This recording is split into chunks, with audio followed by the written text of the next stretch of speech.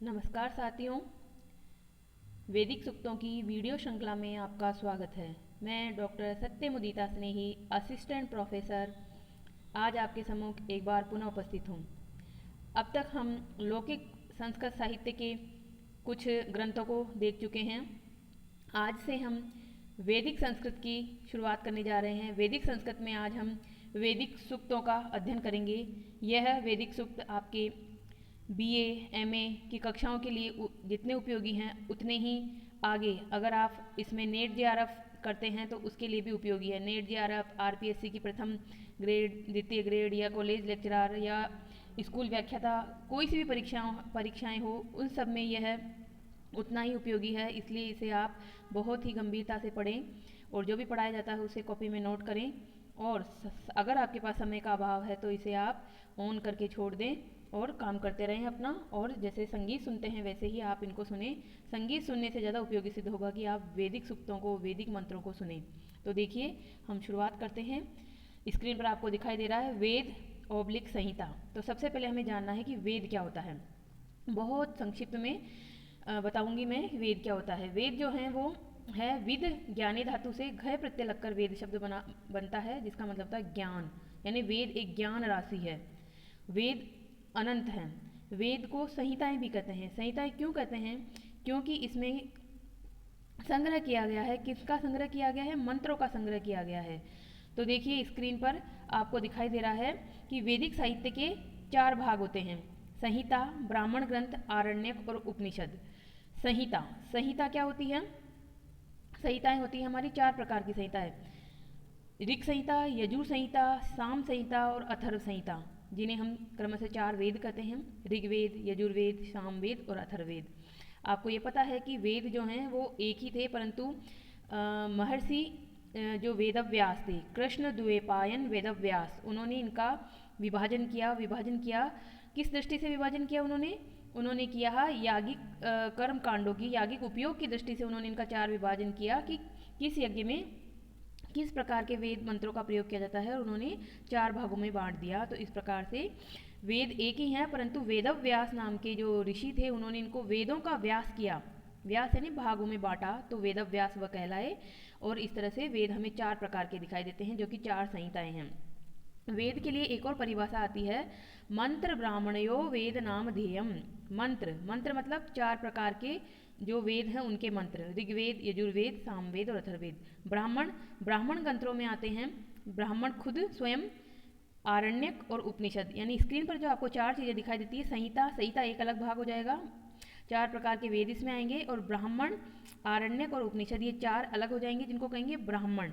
यानी कि इनके थोड़ा विषय अलग हैं। ब्राह्मण ग्रंथों में कर्मकांड होता है, आरण्यक में उपासना होता है और उपनिषद में ज्ञान कांड होता है। इनका अगर हम विस्तृत विवेचन करें तो इसके लिए एक पूरी आधे घंटे की एक पूरी कक्षा चाहिए, जिसको हम वैदिक साहित्य कहेंगे। वो हम किसी अन्य दिन लेंगे। आज हमारा जो विषय है वो है वैदिक सूक्त, और सूक्त में भी अग्नि सूक्त प्रथम रूप से हम पढ़ेंगे। तो देखिए, वेद आपने जाना कि वेद शब्द बना विद ज्ञाने धातु से घय प्रत्यय लगकर।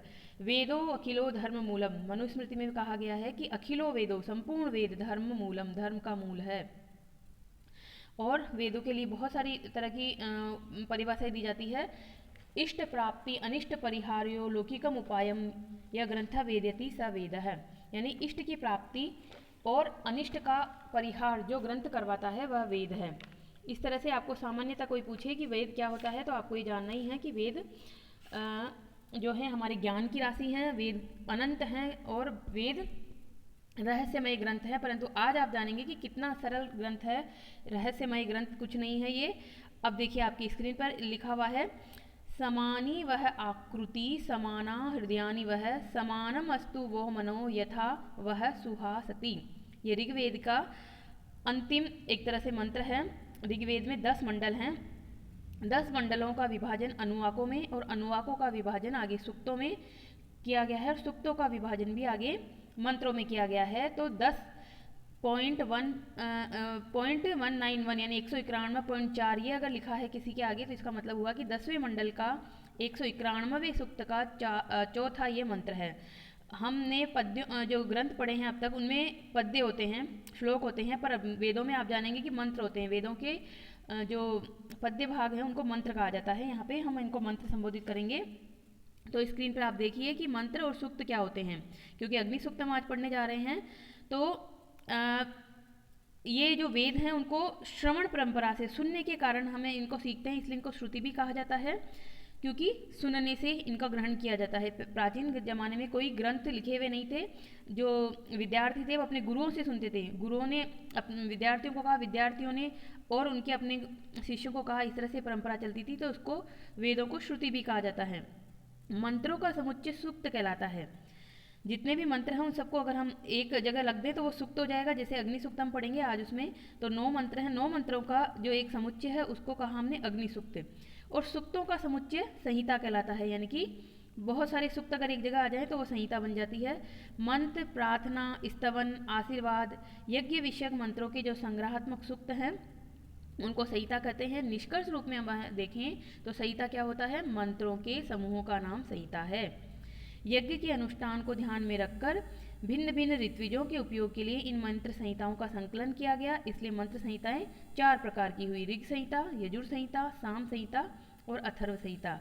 अब हम जो ऋग्वेद हमारे कोर्स में है, ऋग्वेद के वैदिक सूक्त कोर्स में, उसमें सबसे प्रथम सूक्त है अग्नि सूक्त। अग्नि सूक्त जो हैं वो बहुत ही प्रसिद्ध सूक्त है और ऋग्वेद में 200 सूक्तों में इसका कथन किया गया है। सबसे प्रसिद्ध देवता जो ऋग्वेद के हैं वो इंद्र हैं, जिनके 250 सूक्तों में उनकी स्तुति की गई है। जो ये वेद हैं वो क्या है? स्तुति परक, यानी कि जैसे हम भगवान के लिए सुबह सुबह उठ के प्रार्थना गाते हैं, उसी तरह से प्राचीन ऋषियों ने इन मंत्रों के द्वारा अपने अपने अपने इष्ट देवों को गाया और उन्होंने ही उनको देखा। तो ऋषियों मंत्र दृष्टार है। मंत्र जो हैं उनके लेखक कोई नहीं है बल्कि उनके दृष्टा हैं। ऋषियों ने उनको देखा है, अपने इष्ट देव को याद करते हुए उन्होंने लिखा है।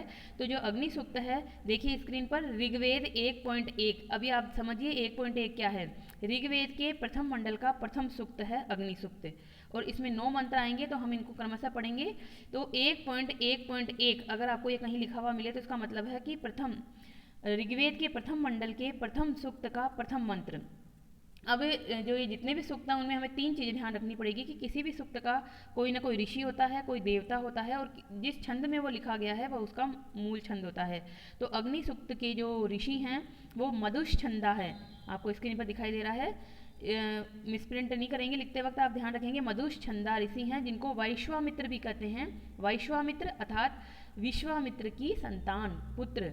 विश्वामित्र इनके पिता का नाम था, उनके संतान को वैश्वामित्र कहा गया। अग्नि देवता हैं इसके, क्योंकि अग्नि सूक्त में अग्नि ही देवता की उपासना की गई है।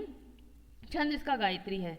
गायत्री छंद जो है वो 8 वर्णों का छंद होता है, परंतु एक त्रिपादी छंद होता है, यानी कि 3 ही पाद होते हैं इसमें। जैसे अनुष्टुप छंद में 4 पाद होते हैं, तो 8 चौक 32 वहाँ बनता है अनुष्टुप में, परंतु यहाँ पर 8 8 8 यानी 24 ही बनेंगे। एक पाद में 8 फिर 8 फिर 8। अभी हम जब इसको देखेंगे तो आप इसको देखेंगे। इस छंद को लंगड़ा छंद भी कहा जाता है, क्योंकि इसमें क्या है, एक तरह से इसके 3 ही पैर हैं, 3 ही पाद है, चौथा पैर तो है ही नहीं। तो इसको गायत्री छंद में ये अग्नि सूक्त में मिलता है। वैदिक जो साहित्य है उसमें देवताओं का विभाजन 3 प्रकार से किया गया। 33 देवता हैं, 33 कोटि देवता, जो हम कहते हैं 33 करोड़ देवता, संस्कृत में उसको कहते हैं 33 कोटि। कोटि यानी प्रकार, 33 प्रकार के देवता हैं जिनको 3 भागों में बांटा गया है: पृथ्वी स्थानीय देवता, ध्रुव स्थानीय देवता और अंतरिक्ष स्थानीय देवता। पृथ्वी यानी जो पृथ्वी पर होते हैं, तो अग्नि जो है पृथ्वी स्थानीय देवता है, क्योंकि हम देखते हैं कि अग्नि का वास पृथ्वी पर ही होता है। और ध्रुव स्थानीय होता है और कुछ अंतरिक्ष स्थानीय भी देवता होते हैं, वो जब हम अगले पढ़ेंगे तो बताएंगे कि कौन सा देवता किस स्थानीय है। जैसे हम इंद्र सूक्त पढ़ेंगे, हम इसमें विष्णु सूक्त पढ़ेंगे, हिरण्यगर्भ सूक्त पढ़ेंगे, संज्ञान सूक्त पढ़ेंगे, इंद्र सूक्त पढ़ेंगे। इस तरह से हमारे सूक्तों की श्रृंखला आज से शुरू हो रही है और हमें इन्हें क्रम से पढ़ते जाएंगे। परंतु ये हमारे कोर्स में जो सूक्त हैं वो सभी ऋग्वेद के ही सूक्त हैं। तो देखिए अब हम चलते हैं अग्नि सूक्त पर। तो अग्नि सूक्त में क्या है, अग्नि देवता की स्तुति की गई है। किसने स्तुति की है? मधुश्छंदा नाम के ऋषि ने इसकी स्तुति की है और वह ही अग्नि को याद करते हुए कह रहे हैं कि अग्नि देव आप कैसे कैसे हैं उनका संबोधन वह कर रहे हैं। तो यहाँ पे ऋषि आप जान गए हैं, ऋषियों मंत्र दृष्टार है। तो देखिए अब छंद आपके सामने खुल चुका है। ये है गायत्री छंद में है, अग्नि सूक्त का प्रथम मंत्र है। तो अग्नि सूक्त का प्रथम मंत्र कहें या पूरे संपूर्ण ऋग्वेद का प्रथम मंत्र कहें, तो आज से आप वेद पढ़ रहे हैं। ऋग्वेद का प्रथम मंत्र अग्नि को समर्पित है, अग्नि सूक्त में। तो देखिए इसको वाचन करते हैं। अग्निमीळे पुरोहितं यज्ञस्य देवं ऋत्विजं होतारं रत्नधातमम्। अब आप देख रहे होंगे स्क्रीन पर कि इसका चौथा पाद तो है ही नहीं, यानी कि ये तो एक तरह से तीन पादों में रुक गया। तो यह गायत्री छंद है और गायत्री छंद त्रिपादी छंद होता है। प्रत्येक पाद में 8 अक्षर होते हैं। स्क्रीन पर देखिए जहाँ पुरोहित के बाद कोमा लगा हुआ है वहाँ 8 छंद आपके हो गए हैं। तो इस प्रकार से यहाँ पर 8 यहाँ है, फिर अगले पाद में 8 और नीचे वाले लाइन में 8 है, तो 24 अक्षर ये हैं। आपको पूछा जाता है प्रश्न एग्जाम में कि अग्नि सूक्त में कौन सा छंद है, तो गायत्री छंद है जो कि 24 वर्णों वाला एक त्रिपादी छंद होता है। अब देखिए पद पाठ में क्या होता है, प्रत्येक पद का पाठ करेंगे हम एक एक पद। तो अग्निम माह के बाद निकलेगा ईले ळ हो रहा है। इसको हम देखेंगे अभी कि ये मूल धातु है ईड़े, परंतु इसको वैदिक संस्कृत में कुछ नियम परिवर्तित होने से ळ हो जाता है। पुरोहितम यज्ञस्य देवम म हलंत ऋत्विजम, यहाँ से री निकलेगा ऋत्विजम। होतारम रत्नधातमम। तो देखिए बहुत सिंपल लाइन है।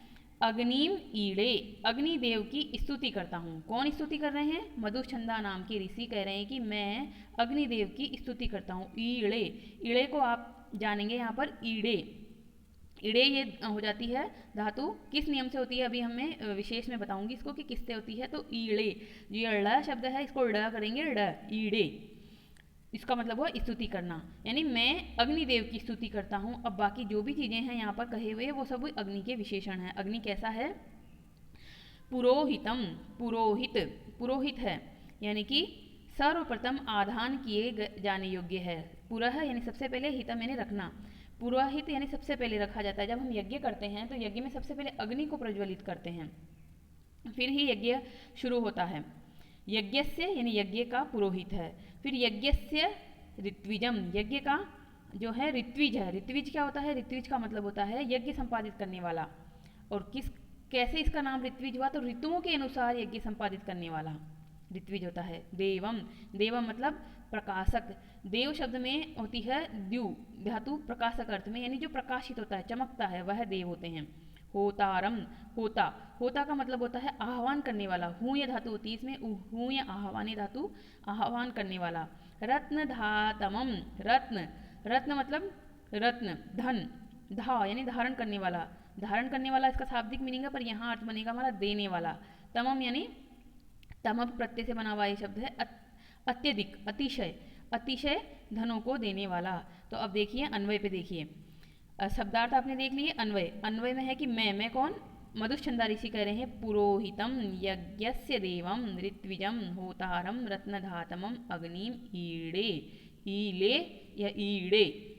मैं मधुछंदा नाम का ऋषि, पुरोहित यानी कि यज्ञ में सबसे पहले रखे जाने वाले, यज्ञस्य देवम यज्ञ को प्रकाशित करने वाले, ऋत्विजम यानी ऋतुओं के अनुसार यज्ञ संपादित करने वाले, रत्नधातमम होतारम, पहले होतारम यानी होता यानी आह्वान करने वाले, देवताओं का आह्वान करने वाले। जब हम अग्नि में कुछ चीज़ समर्पित करते हैं, बोलते हैं अग्नि स्वाहा, इंद्राय स्वाहा, तो क्या होता है, हम दे तो अग्नि को रहे होते हैं, परंतु अग्नि पहुंचाती है उसे आगे इंद्र के पास, या जिस भी देवता का हम यज्ञ कर रहे होते हैं। तो इसलिए उसको कहा जाता है कि अग्नि देवता उस भगवान को वहाँ पर लेकर आते हैं, आह्वान करते हैं, उन्हें प्रकट करते हैं वहाँ पे कि इंद्रदेव आप नीचे चलिए, आपके लिए यज्ञ हो रहा है और आप अपनी हवि को लीजिए।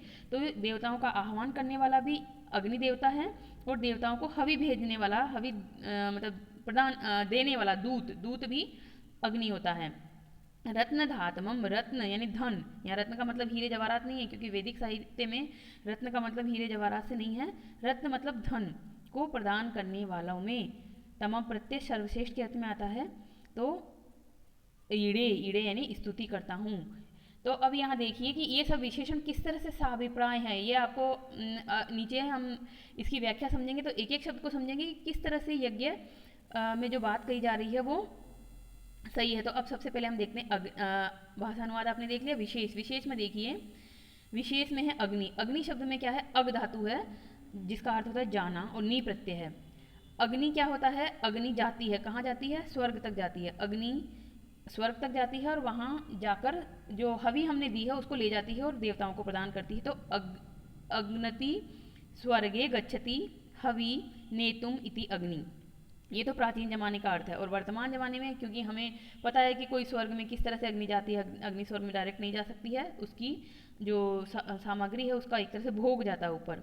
तो हम वर्तमान संदर्भ में इसका अर्थ कर लेंगे अग्नति ज्वाला कला रूपेण ऊर्ध्वम गच्छति इति अग्नि। अग्नि ऊपर की ओर जाती है। जब भी हम कोई आग जलाते हैं तो अग्नि कभी नीचे नहीं होती है। कुछ भी आप देख लीजिए, बाती जला के देख लीजिए, माचिस की तीली जला के देख लीजिए, उसकी लो ऊपर की तरफ ही जाएगी, इसलिए अग्नि को अग्नि कहा गया है।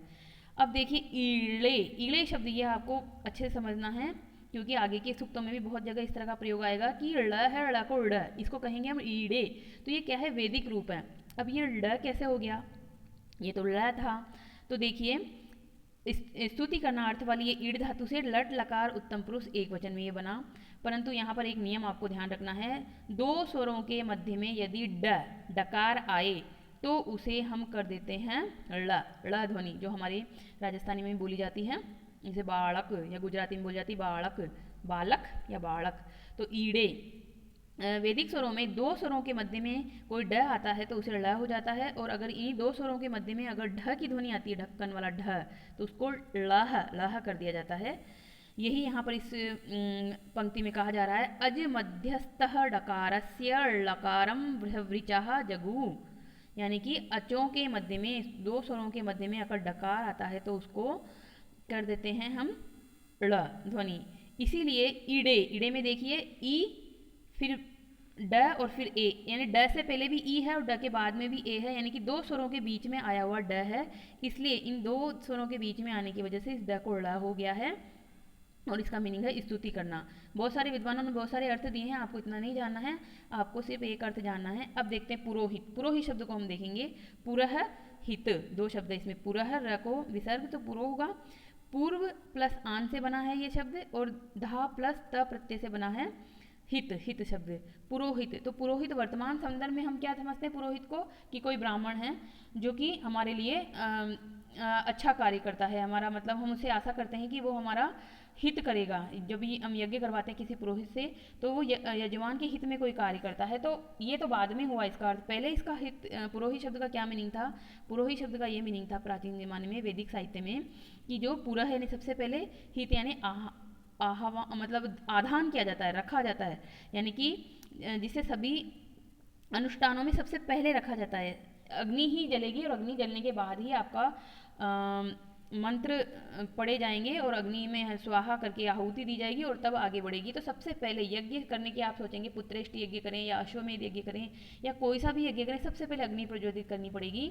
इसलिए सभी देवताओं के आह्वान से पहले अग्नि को बुलाया जाता है और अग्नि उन सभी देवताओं तक हवि सामग्री पहुंचाती है, इसलिए अग्नि जो है पुरोहित है। तो अग्नि हमारा हितैषी है। वर्तमान में जैसे पुरोहित हमारे हितैषी होते हैं, हमारे कुलगुरु या हमारे अच्छी सलाह देने वाले होते हैं, उसी तरह से अग्नि हमारा जो है वो हित को करने वाला है। तो ये जो सायण है, सायण ने इसके दो अर्थ किए हैं, यज्ञ से पुरोहितम, पुरोहितम शब्द के। तो जिस प्रकार राजा का पुरोहित उसके अभिष्ट की पूर्ति करता है, उसी प्रकार अग्नि भी यज्ञ के अपेक्षित होम को संपादित करने वाला है, ये एक अर्थ हुआ। दूसरा अर्थ क्या है, यज्ञ से संबंधित पूर्व भाग में जो आह्वनीय के रूप में स्थित रहता है, अर्थात यज्ञ में पूर्व की ओर आहवनीय नाम से जिसकी स्थापना की जाती है, आहवनीय नाम की भी एक यज्ञिनी होती है, उसको सबसे पहले यज्ञ में प्रज्वलित किया जाता है, फिर अग्नि उत्पन्न होने के बाद मंत्र पढ़ के यज्ञ संपन्न किया जाता है। यज्ञ से शब्द में क्या व्याकरणात्मक टिप्पणी है, यज्ञ प्लस नंग प्रत्यय है इसमें, और यज्ञ से षष्ठी विभक्ति एक वचन में है रामस्य की तरह। तो व्याकरणात्मक टिप्पणी आपको ध्यान रखनी है, क्योंकि श्लोकों की व्याख्या जिस तरह से आती थी उसी तरह से आपके मंत्रों की व्याख्या आती है यहाँ पर।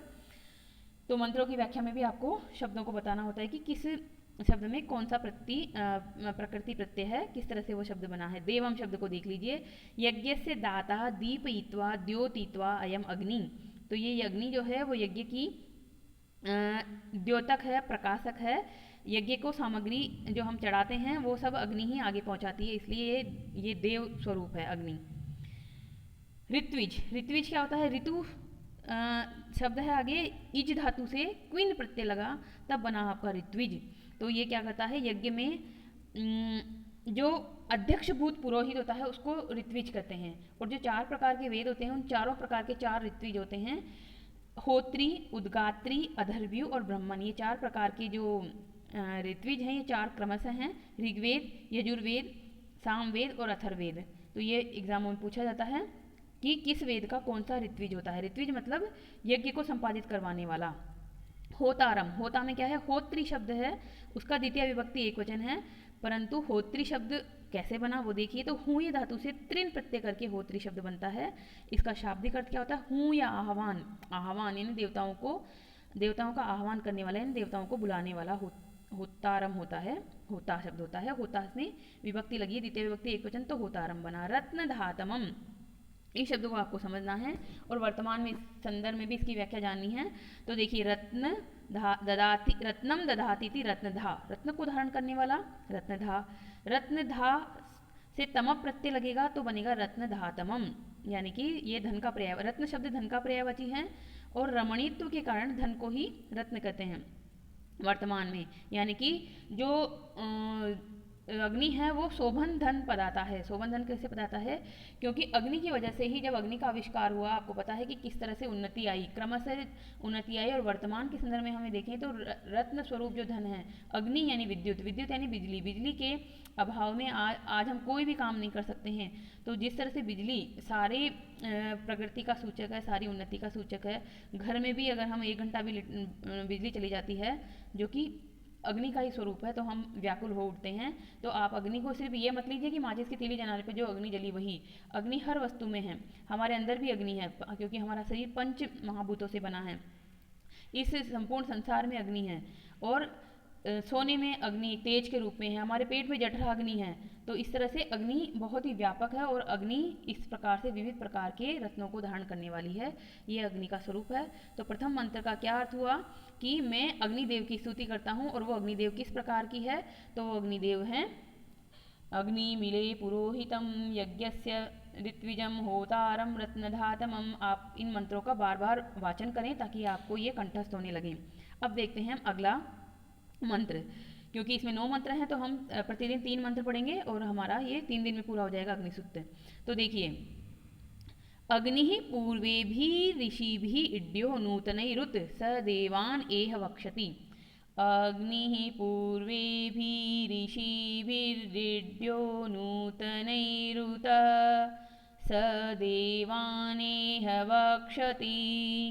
पदपाठ देखिए, अग्नि पूर्वे भी ऋषि भी इड्यः, ओ का हो गया विसर्ग तो इड्यः, नूतनई विसर्ग हो जाएगा र का ऊत ऊत। स देवान, देवान जो ऊपर अनुस्वार के रूप में आपको दिखाई दे रहा है चंद्रबिंदु, इसका हो गया न देवान। एह, एह का क्या हो गया पदपाठ में देखिए आ और ई है, आ प्लस ई है करके ए हो गया मूल संहिता पाठ में तो, परंतु पदपाठ में हम इसे अलग कर देंगे। आ प्लस ई वक्षति, वक्षति यानी का मतलब होता है यहाँ पर लाएंगे, वहन करेंगे।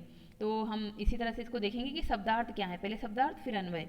अग्नि यानी अग्नि देवता, पूर्वे भी पूर्व वाले के द्वारा, पूर्व यानी प्राचीन, प्राचीन ऋषि भी ऋषियों के द्वारा। ऋषि कौन होते हैं, ऋषियों मंत्र दृष्टार है, ऋषि जो है वो मंत्रों के दृष्टा हैं। तो पूर्व ऋषि थे भृगु अंगिरा इत्यादि पूर्व ऋषि थे जो मधुछंदा ऋषि से पहले हुए थे, उन्होंने भी अग्नि देवता की स्तुति की थी। तो वो ऋषियों को भगवान ये मधुछंदा ऋषि याद करते हुए कहते हैं कि पूर्व ऋषियों के द्वारा भी जो स्तुति करने योग्य है, इड्य है यानी स्तुति करने योग्य है। फिर आता है नूतनई, नूतन यानी नए, नए मतलब वर्तमान कालिक, यानी मधुछंदा स्वयं अपने लिए कह रहे हैं और मधुछंदा के काल में अन्य जो ऋषि हैं वो भी अग्निदेव की स्तुति करते हैं। उत यानी और, स वह देवान देवताओं को, इह यहाँ यज्ञ में, आ वक्षति, आ वक्षति यानी आ वहन करें, वहन करें यानी ले आए, यहाँ पर ले आए। आ जो उपसर्ग है वो अलग था। ये भी वैदिक संस्कृत की एक विशेषता है कि उपसर्ग धातुओं से अलग पड़े रहते हैं, और जब हमें उनको अर्थ लेना होता है तो उनके साथ में लाके हम अर्थ ले सकते हैं। तो आ वक्षति इसके साथ जुड़ गया, यानी वहन करते हैं, करेंगे, करेंगे अर्थ में है यहाँ पर कि अग्नि देवता उन देवताओं को यहाँ ले आए, वहन करें। तो देखिए अन्वय में, अग्नि ही पूर्वे भी ऋषि भी उत नूतन ही इड्य है। अग्नि देवता पूर्व ऋषियों के द्वारा यानी भृगु अंगिरा आदि ऋषियों के द्वारा स्तुति करने योग्य हैं। उत नूतन और नूतन के द्वारा भी स्तुति योग्य हैं। इड्य क्रिया एक ही है, तो इसको पीछे ले जाएंगे। पुराने ऋषियों के द्वारा और नवीन मधुश्चंदा इत्यादि ऋषियों के द्वारा स्तुति करने योग्य हैं, ऐसा वह अग्निदेव। सह देवान ईह आवक्षति। सह यानी वह अग्निदेवता। अग्नि जो शब्द है वो पुंलिंग का शब्द है, इसलिए इसके लिए स आया है। ध्यान रखिएगा, अग्नि कई बार बच्चों को ये कन्फ्यूजन हो जाता है कि ये स्त्रीलिंग में है। अग्नि देवता है यानी कि पुंलिंग में है। वह स यानी वह देवान देवताओं को, अन्य देवताओं को, जो भी इंद्र या वरुण या जिन भी देवताओं के नाम से हम यज्ञ शुरू करते हैं उन देवताओं को ईह यहाँ इस यज्ञशाला में, यज्ञ कुंड में आवक्षति ले आएं, वहन करें, यानी कि उनको वहाँ प्रकट करें और हमारी हवी सामग्री उनको प्रदान करें। तो देखिए भाषा अनुवाद क्या कहता है, यानी कि शब्द सहित शब्दों का क्या अनुवाद बनता है। अग्नि प्राचीन तथा अर्वाचीन, अर्वाचीन यानी आधुनिक ऋषियों के द्वारा स्तुत्य हैं, वह देवताओं को यहाँ यज्ञ में लावें। यह हम आशा कर रहे हैं, मन से अपनी इच्छा प्रकट कर रहे हैं कि लाएं। आदेश नहीं है ये इच्छा है। अब विशेष में देखिए, इस विशेष से आपको ये शब्द इस तरह से आएंगे कि आप इनको कभी भूल नहीं पाएंगे। वैसे मेरा कहना यही है कि आप इसका बार बार उच्चारण करें संहिता का और इन्हें याद करने की कोशिश करें, क्योंकि ये बड़े प्रश्न में अग्नि देवता का स्वरूप लिखना होगा। तो देखिए, पूर्वे भी, पूर्व शब्द अन प्रत्यय तृतीय विभक्ति बहुवचन में बना पूर्वे भी। बहुलम छंदसी, ये एक नियम होता है, सूत्र होता है। उसमें क्या होता है कि हम देखते हैं कि राम शब्द बनता है तो रामई बनता है अपने वहाँ तृतीय विभक्ति बहुवचन पर यहाँ वेदों में पूर्वई भी बनेगा और पूर्वे भी बनेगा, दोनों रूप बनेंगे। तो यह छंदों में ऐसा होता है, यानी कि छंद कहते हैं वेदों को छंद भी कहा जाता है। तो यहाँ पर बहुत रूप दिखाई देते हैं, बहुत सारे रूप दिखाई देते हैं। ऋषि भी शब्द किस तरह से बनता है, देखिए ऋषि शब्द बनता है आपका, ऋष धातु है जिसका अर्थ होता है जाना, और इन प्रत्यय लगा तो ऋषि बना यहाँ पर। अब देखिए कि ऋषि आखिर शब्द क्या है, प्रगाढ़ा अनुभूति की दशा में पहुंचने से ही ऋषि कहलाता है, यानी कि वो इस अवस्था में पहुंच गया है, चला गया है। प्रगाढ़ अनुभूति, उसने बहुत सारी तपस्या वगैरह करके अपने अनुभव के क्षेत्र को बड़ा कर लिया है, अनुभव के क्षेत्र में आगे चला गया है, तो जाना। इसलिए ऋषि शब्द की व्युत्पत्ति है ये ऋषियो मंत्र दृष्टार है। यह शब्द आपको पता ही है, इसको आप याद कर लेंगे। ऋषियो मंत्र दृष्टार है। इड्य शब्द में क्या है, इड्य में है आपका इड धातु से, ये जो स्क्रीन पर आपको राइट का निशान दे रखा है इसका मतलब धातु का चिन्ह है। ये हम हर बार धातु लिखते हैं, उससे अच्छा है कि धातु का चिन्ह लगा दें। इड धातु जो कि स्तुति करने या याचना करने के अर्थ में, उससे ऋण्यत प्रत्यय लगेगा, ऋण्यत का यह शेष रहता है, तो इड्य बना, जिसका अर्थ क्या हुआ, स्तुति किए जाने योग्य। तो इस प्रकार से यह शब्द है। मैकडोनाल्ड ने जो इस इड्य शब्द का अर्थ किया है वो प्रशंसा अर्थ में भी किया है। मैकडोनाल्ड इसके एक तरह से व्याख्याकार हैं, जिस तरह से सायण है वैसे ही वेदों की बहुत से लोगों ने व्याख्या की है। तो इन्होंने अलग अलग मत दिए हैं, अलग अलग अर्थ दिए हैं। नूतन शब्द कैसे बना, नूतन शब्द बनता है नव शब्द को नवीन और तनन प्रत्यय लगता है, यानी नव शब्द को पहले तो नू आदेश हो जाएगा, नू आदेश होने के बाद तनन प्रत्यय लगता है, तब नूतन ही बनेगा। इसका मतलब हुआ नवीन। उत यह एक विकल्पवाची शब्द है, परंतु यहाँ इस शब्द में इसका अर्थ है समुच्चय अर्थ में, जो कि हमने इसका मीनिंग क्या लिया था, और जैसे पुराने ऋषि और नए ऋषि, तो हमने इसका अर्थ लिया था यहाँ पर और अर्थ में, यानी समुच्चय के अर्थ में, जोड़ने के अर्थ में लिया था। देवान शब्द में देखिए ऊपर चंद्र बिंदु को न बनाया, तो ये ऋग्वेद में क्या होता है, पदांत शब्द अगर आन हो, देवान आन को स्वर परे रहने पर, अगर पीछे की तरफ स्वर हो तो आ हो जाता है। और आपने देखा था देवान शब्द के पीछे एह शब्द था, तो वो जो एह शब्द था उसमें स्वर है अ प्लस ई है, तो इसलिए उसको हो गया चंद्र बिंदु में बदल गया वो, तो इस तरह से देवान बना। ई है एह शब्द का फिर हम विग्रह देखेंगे तो आ प्लस ई है, गुण संधि से है ये, तो ए हो गया और इस तरह से आ उपसर्ग आगे स्थित रहते, वक्षति क्रिया इसके साथ जुड़ी तो आ वक्षति बनेगा, जिसका मतलब हो जाएगा कि लाएंगे। अब वह वक्षति धातु को शब्द को देख लीजिए, वह धातु से लोट लकार के अर्थ में लिट लकार आया है ये, यानी कि हम अग्नि देवता को आदेश नहीं दे रहे हैं बल्कि इच्छा तो कर रहे हैं कि वो आए, परंतु यह लोट के अर्थ में लिट लकार है। वह धातु अग्नि के लिए आई है यहाँ पर, तो वह धातु का अग्नि से संबंध कर रहे हैं कि वह ले आए, यानी कि ले आना। तो इस प्रकार से हमारा यह हुआ। अब हमारा तीसरा मंत्र है जो कि बहुत ही आसान है, छोटा सा मंत्र, देख लेते हैं इसको भी। संहिता पाठ में देखिए, अग्निना रयीम अश्वनत पोषम मेव दिवे दिवे यशसम वीरवत्तमम। अग्निना अग्नि के द्वारा, पद पाठ देखिए, अग्निना रयीम अश्नवत पोषम एव दिवे दिवे यशसम वीरवत्तमम। गायत्री छंद है, त्रिपादी छंद है, लंगड़ा छंद है, जिसको 3 पादों में ही रखा जाता है। तो देखिए बहुत इसमें ज़्यादा टफ नहीं है। शब्दार्थ देखिए, अग्निना अग्नि के द्वारा, अग्नि देवता के द्वारा, रयीम धन, अश्नवत प्राप्त करें, पोषम नित्य वर्धनशील बढ़ता हुआ, पुष्टिकारक पुष्टि प्रदान करने वाला, एव यानी ही, दिवे दिवे, दिवे दिवे का क्या मतलब है, दिन दिन प्रतिदिन, 2 बार द्वित्व हो गया, यशसम यश वाला, यश कीर्ति कीर्तिदायक, वीरवत्तमम, वीर यानी वीर, वत वीर पुत्र, और तम प्रत्यय लग जाता है, पीछे तम प्रत्यय लग जाता है, तो अतिशय अर्थ में होता है, यानी अतिशय वीर पुत्रों से युक्त।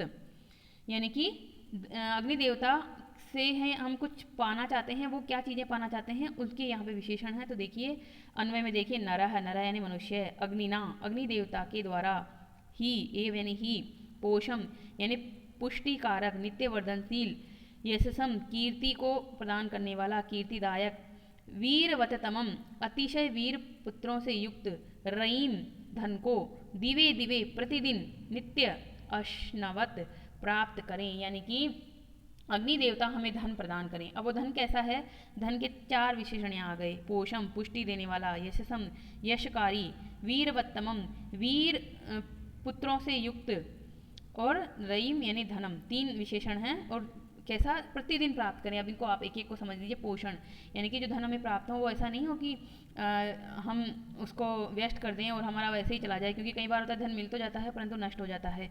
यशम यशकारी नहीं होता, कई बार जैसे डाकू वगैरह होते हैं वो यश धन प्राप्त कर लेते हैं परंतु वो धन उनका यशकारी नहीं होता। उनको कोई ये नहीं कहेगा कि इनका ये अच्छा धन है, बल्कि वो उनके कलंक का कारण बनता है। चोर के लिए जैसे धन उसके पास भला ही हो परंतु वो यशकारी नहीं होता। वीरवत्तमम वीर पुत्रों से युक्त धन, यानी कि धन तो दें ही दे, साथ में वीर पुत्र भी दें ताकि उस धन की रक्षा कर सकें। क्योंकि प्राचीन ज़माने में क्या होता था कि धन जिसके पास होता था चोर डाकू लुटेरे ले जाते थे, तो धन भी प्रदान करे अग्निदेवता और धन के साथ वीर पुत्र भी प्रदान करें, संतानें प्रदान करें ताकि उस धन की रक्षा हो सके। और भी प्रतिदिन दिवे दिवे प्रतिदिन प्रत्येक दिन प्रदान करें, एक दिन ही नहीं कि आज दे दिया और अब कल है ही नहीं धन। क्योंकि धन की क्या गति होती है आपको पता है कि 4 दिन की चांदनी कहा जाता है, धन को लक्ष्मी को टिकती नहीं है कहीं भी।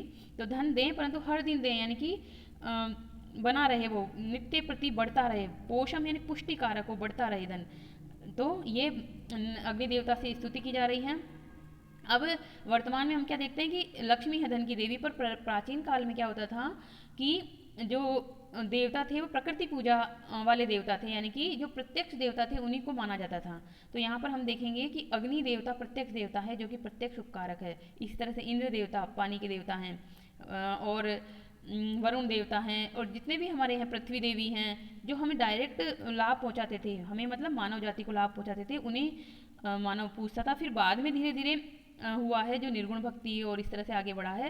परंतु वैदिक साहित्य में हम देखेंगे कि सबसे पहले प्रकृति पूजा होती थी, और प्रकृति पूजा में वही देव प्रधानता से पूजे जाते थे जो प्रत्यक्ष रूप से मानव के लिए उपकारी होते हैं। तो अग्नि सबसे प्रथम उपकारी देवता है। मधुचंदा ऋषि के माध्यम से हम मानव जाति उनके प्रति आह्वान करते हैं कि वह हमें भी धन प्रदान करें, हमारा भी पोषण करें।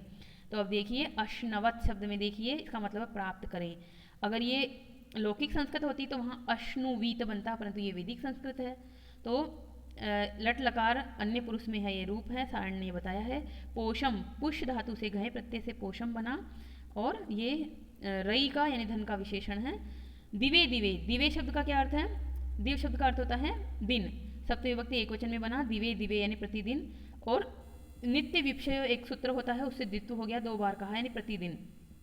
अब देखिए यशसम, यशसम में क्या होता है, यशः अस्ति, यशः अस्य अस्ति इति यशसम, अच प्रत्यय लगा तो यशसः बना, और फिर रूप चलेगा तो यशसम बन जाएगा।